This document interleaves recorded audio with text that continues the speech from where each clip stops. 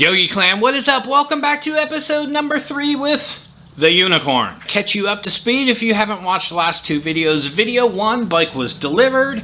We assessed the situation. Problem with it was it hydrolocked. It went to one mechanic who started working on it, who never finished it. It went to a second mechanic who continued to work on it and never finished it. My buddy, after, 8-9 months of frustration, said, "Can I bring it to you?" Sure. So he brought it over here to me, to which we started assessing the situation. Problem is, we are missing a lot of parts because it went through 2 other mechanics prior, and who knows where those parts are. And when it arrived here, it had multiple parts in the saddlebag here to other things. Other things like a timing belt for a razor side-by-side, bearing kits for a razor, like some kind of seals or gaskets for a razor, all kinds of goodies in this saddlebag for other bikes. But the problem is that the goodies for this bike aren't on the bike. So we are trying to figure out, basically he pulled the engine out, pulled the starter out of the engine, replaced the broken gear, because I did find a box of bolts in there that all the parts had come off of, and I found the broken gear in there, so I do know that he replaced the broken gear, and replaced the petcock. But there's multiple things still wrong. For instance, this is the fuel line, and for the petcock that he put on, since it's not an OEM petcock, the fuel line doesn't fit. It's too short. So I gotta buy new fuel line. Vacuum hoses are missing on here. He pulled the engine out, he fixed the gear, he put it back in, and then did nothing. Video number 2, that was really figuring out what was wrong in video number 1. Video number 2, I was working with Chuck, and our desire was, let's just get this bike to make sure that the engine turns over. Let's make sure there's no other damage internal of the engine. Let's get this bike to a point where it'll fire and it'll turn over. And after a couple attempts, we finally got that to happen after we figured out what other parts we were missing. Got those parts and put them on. So we are still looking for a new fuel line. I'll probably be picking that up tomorrow. Tomorrow night, Chuck and I are probably going to get back together and see if we can actually put fuel into the engine and get some new spark plugs and get some spark in the engine and see if it'll actually fire and run. So before we do that, today we're going to go ahead and start getting the cooling system back online and see if there are parts missing from that in order to get that put back together. So once Chuck gets here, we can get it to fire. I'll have the cooling system up and running. We can get that to fire. There's a broken bolt on the other side where the alternator bolts to the engine. Not sure if we're going to get that today or not, but we don't really need the alternator to get the bike to fire. So right now, we're just really looking, can we get this bike to fire? Will it fire reliably? Will it run? Or is this bike just screwed? That's kind of where we're at in the process of what got us here today. We are missing some parts, like I said, but I'm going to be buying those parts tomorrow so we can do the next step when it comes to the actual running of the engine. But before we get there, I'm going to spend a little bit of time and at least figure out the cooling system and see if we can get that back up and on. I don't have any coolant. I still need to get coolant, but I want to get the cooling system hooked back together and get it online if possible. And if not possible, then that will just add to my list of stuff I need to buy tomorrow. So let's dig on in now that you're up to speed. And in case you don't know, my name is Yogi. This is Yogi Cycle Service. We fix bikes. We try to video as much as we can and bring it to you for tips, tricks, maintenance, service, whatever. I just made a video about me going to Daytona and talking to you about how I can't afford a $350 a night hotel room down in Daytona. That's exactly why I fix my own bikes, because I can't afford to take it to a shop. But I can do it myself, and whatever I do myself, I can show you what I'm doing, and hopefully you learn a tip or a trick and save you a few dollars also. That's the point of Yogi Cycle Service, plus bringing you Yogi stuff, like the Orphan Run. And shamelessly plugging my Orphan Run, April 2nd. Check it out. If you go to Facebook, just type Orphan Run. Hopefully it'll pull up. It should pull up under Yogi Cycle Service or Forge Brotherhood Motorcycle Club, of which I'm a part of. If you like this video, go ahead and mash that thumbs up. Check out my channel. Check out some of my other videos. Give a brother some love. Hit that subscribe button for you returning subscribers. I hope you enjoyed part 3. We're going to have some fun like we did in part 2. Let's go dig into the cooling system. Let me show you what we got, how it was delivered, because we haven't touched it. Okay, so here we are at the front of the bike. First off, down here is, I believe that is his cord, which goes up here to this USB, which I believe he still uses that. So we're going to leave this alone today. We're not going to touch that. We do have a miscellaneous hose here. I assume that's part of the cooling system somehow. Have his horn. No idea where that goes. Just kind of hanging here. His radiator. I assume that's going to attach somewhere in here along with the fan. But that's what we got. So in order to do this well, I'm going to go ahead and set a table up right over here so I can put up my computer with the service manual. And I'm probably going to set you on this tripod right here so you can have a view of that right here and figure out what the heck we're doing. But first, let's get the table and the computer set up. Because, you know, we've talked about how important a service manual is. Yeah, sometimes Google Images really can help too. Yep.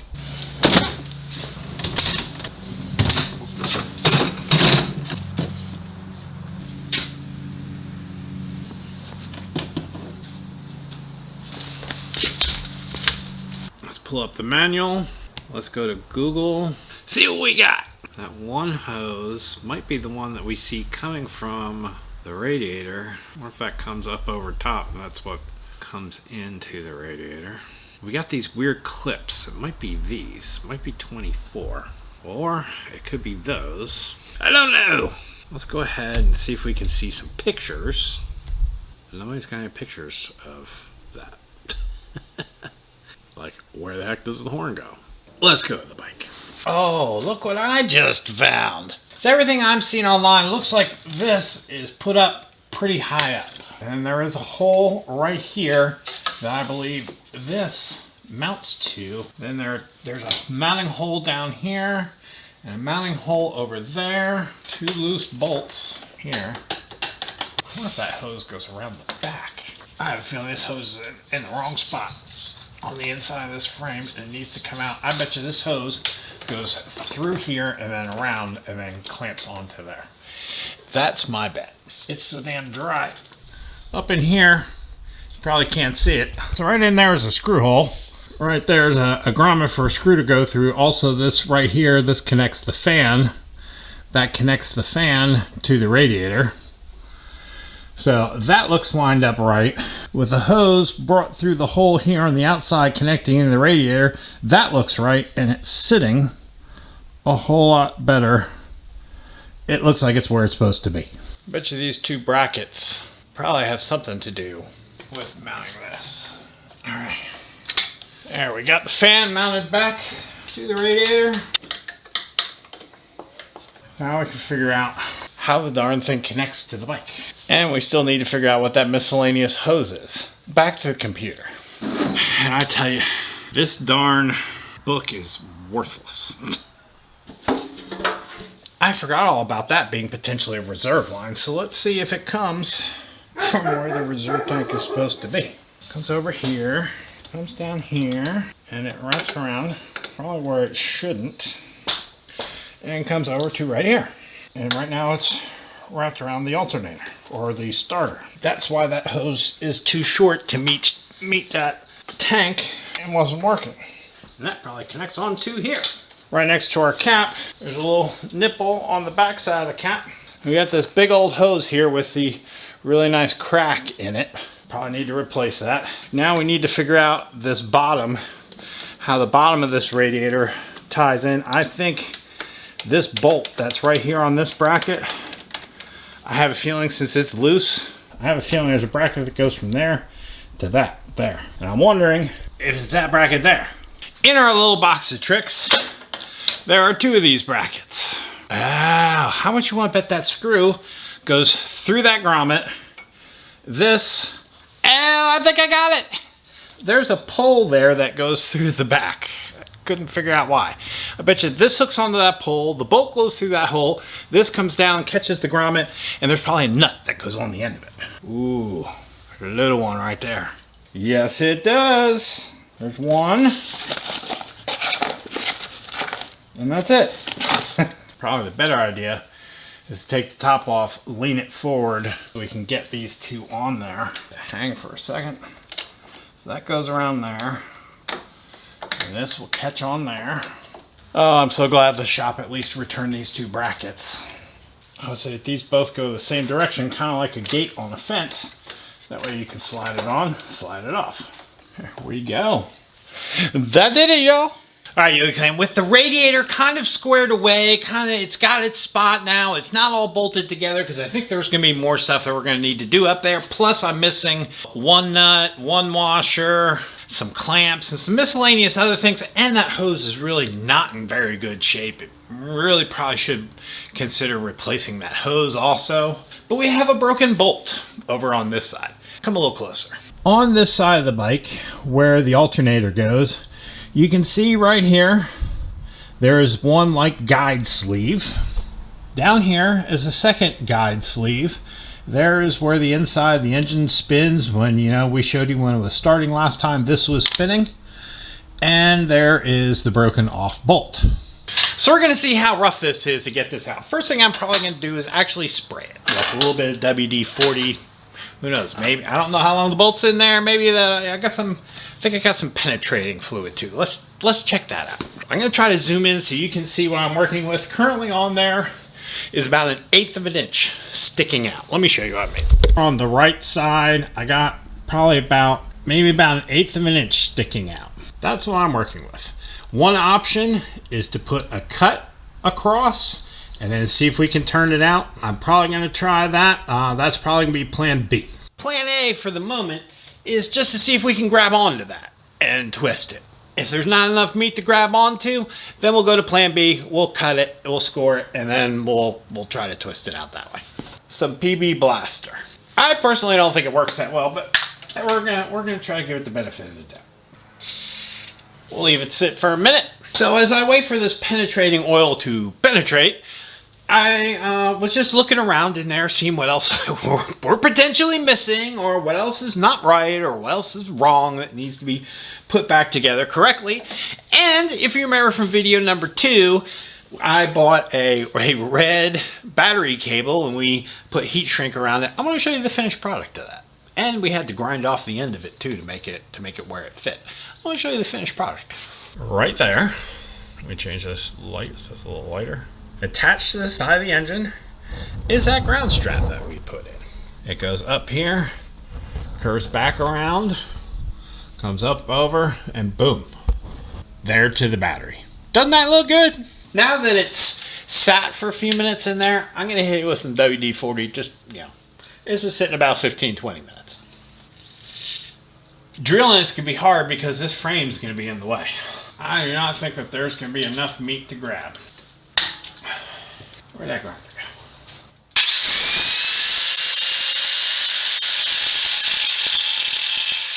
go? One little cut right down the middle of it.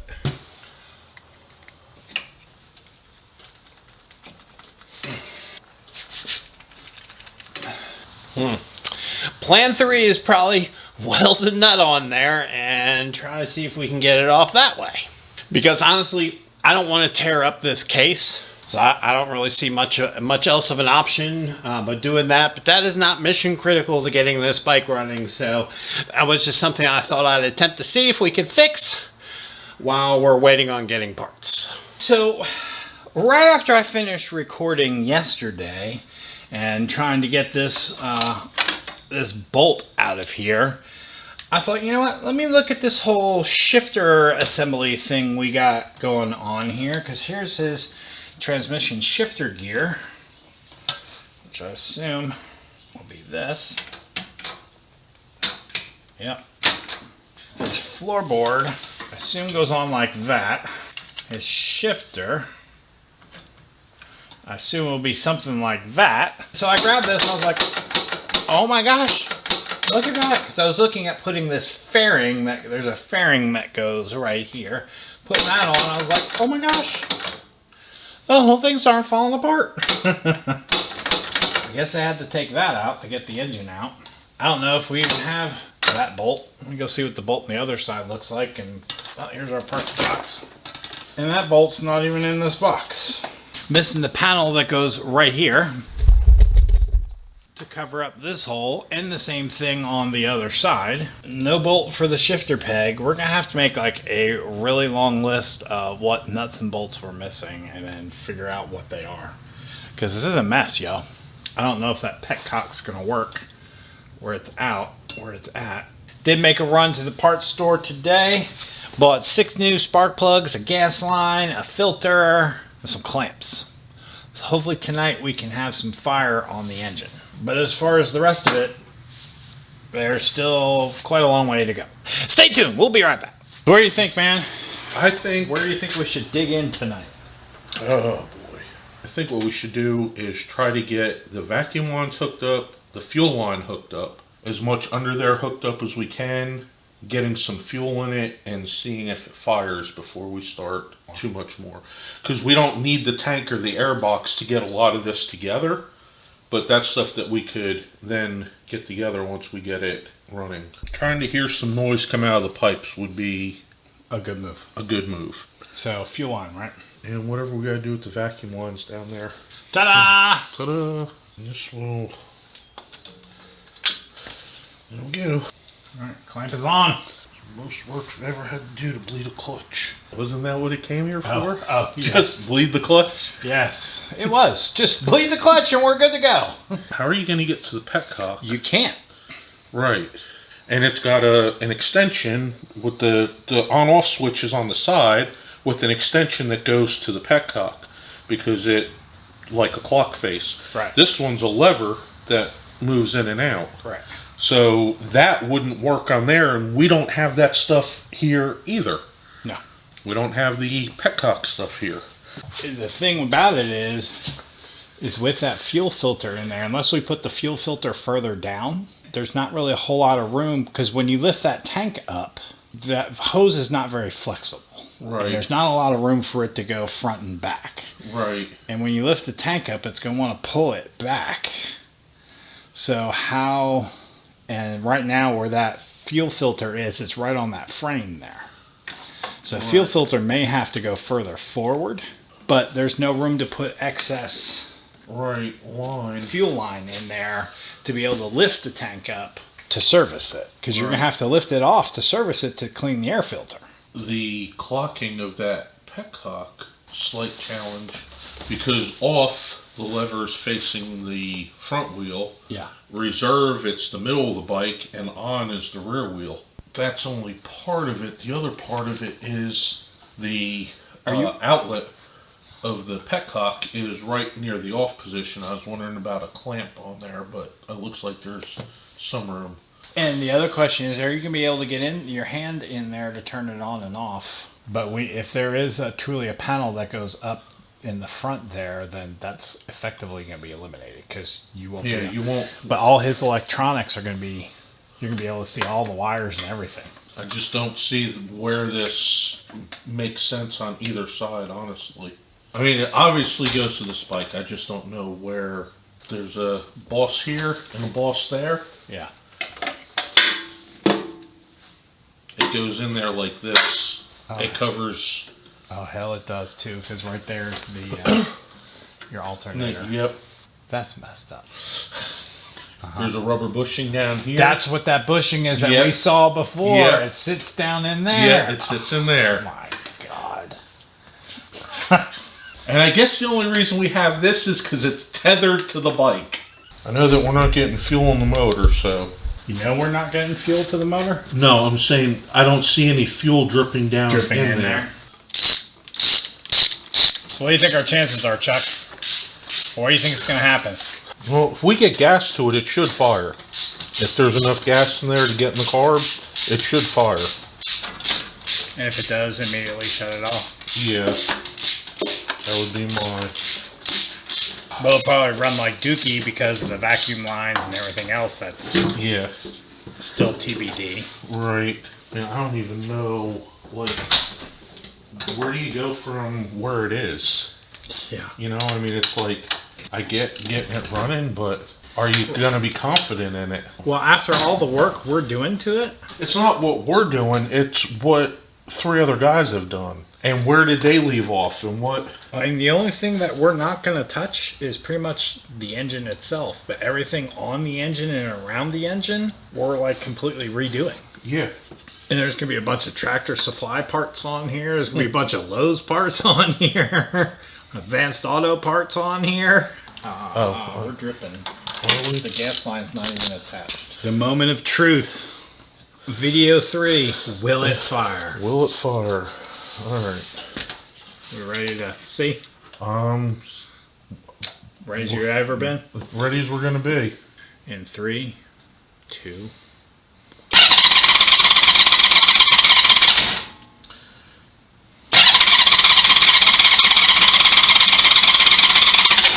Trying. Sort of. We are pumping oil out of the alternator. Good thing you have the catch pan under the alternator. But that's a good sign. That means that the oil is pumping. It's pumping, yeah. Sure. Hold on. Okay. Let me get my Fingers out of the way. Yep.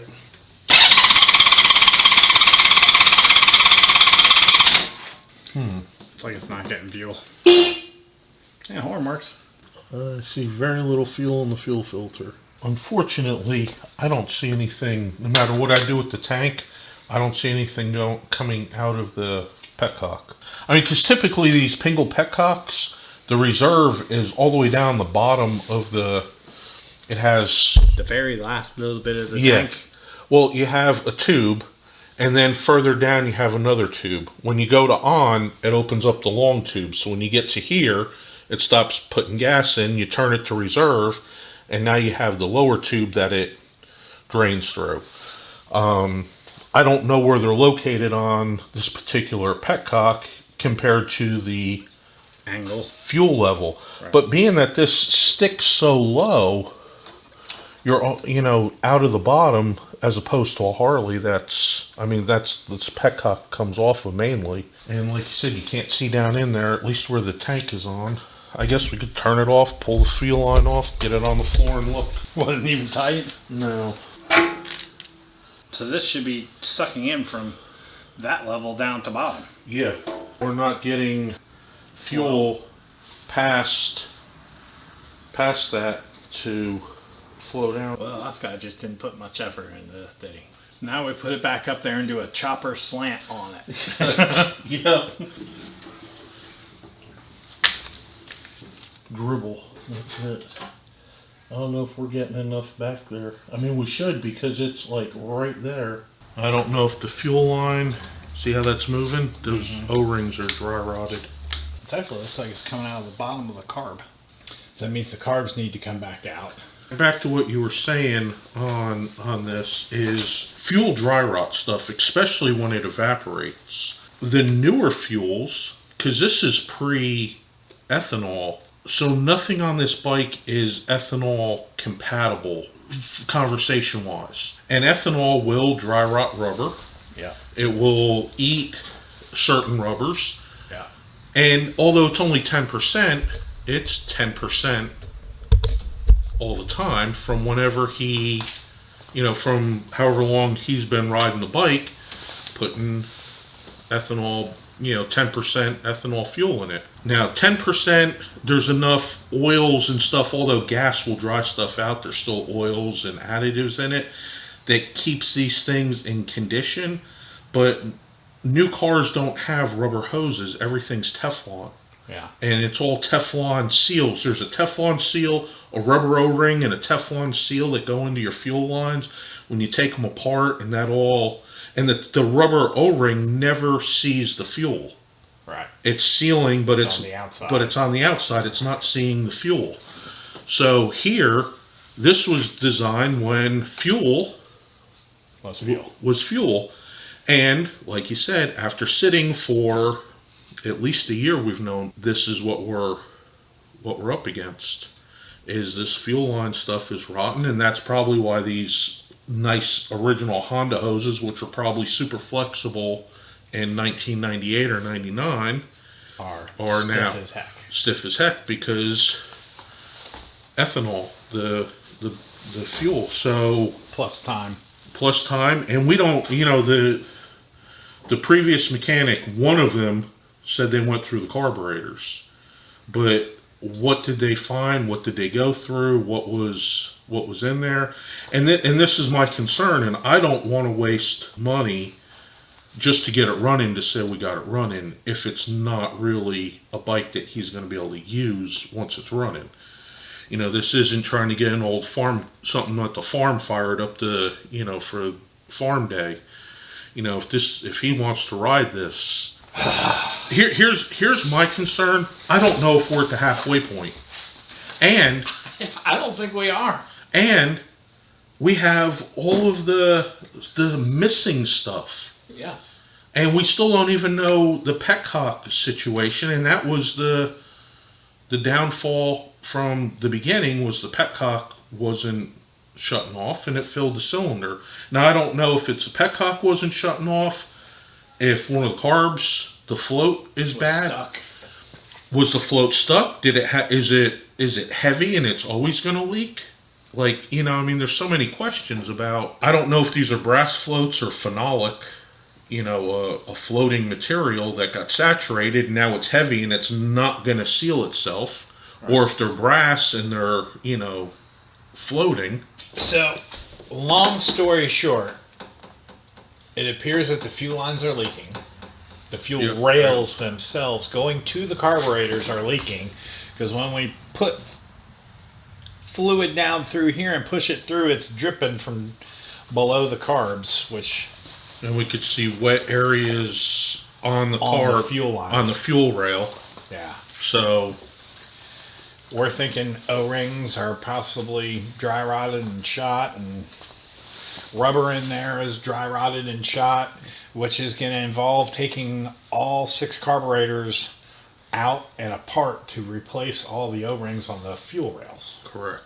And then while you're out there, you probably should clean all the carbs and inspect all the carbs while you have them all apart. Right, because we're going on the belief that the mechanic who said he did it, but we don't have any proof of it being done. And what did we learn from my well? When you take that much time to take something apart, you better damn test it before you put it down in the hole. Yep. Or you're going to do it all over again. Yes. So my thought is, if we are taking the carbs apart, go through them, make sure they're correct. Basically, everything from the top of this block up needs to come off, get pulled apart, put all new rubber in it, and put it all back together. Every time you pull a layer off the onion, you open up more onion. But the main thing is I don't want to call them up and have this conversation. Right. I kind of want them here to have this conversation. I agree. So there you go, Yogi Clan. That's where we're at. And we don't even know why he didn't try bleeding the clutch. Is there something else in the clutch? Oh, God. I don't want to throw that on the plate, but because everything we've run across has been something else. So the whole point of this part 4, I think we're on 3. I don't know. I think we're on 3. 3. But the whole point is we were going to get it to fire this go round. Last video we got the engine to spin. Today it's still spinning, but it's not getting fuel, so therefore it's not firing. And because it's not getting fuel, and because we've discovered a ton of leaks in the fuel rails, we're just at standstill. So I don't think we're going to get it to fire, unfortunately, today. No. So this will have to be continued based upon what the customer decides is the way to go. Yep. Remember that conversation you had a long time ago about stripping down a Goldwing and making a rat bike out of it? There we go, Chuck! Thank you for joining Yogi Clan. Sorry we couldn't accomplish our goal. I hope you have an awesome week. And we'll figure out what we're going to do with this bike, and very possible you'll see the Nomad back up on this on this table here very soon. Be safe, Yogi Clan. Thanks for joining. Peace.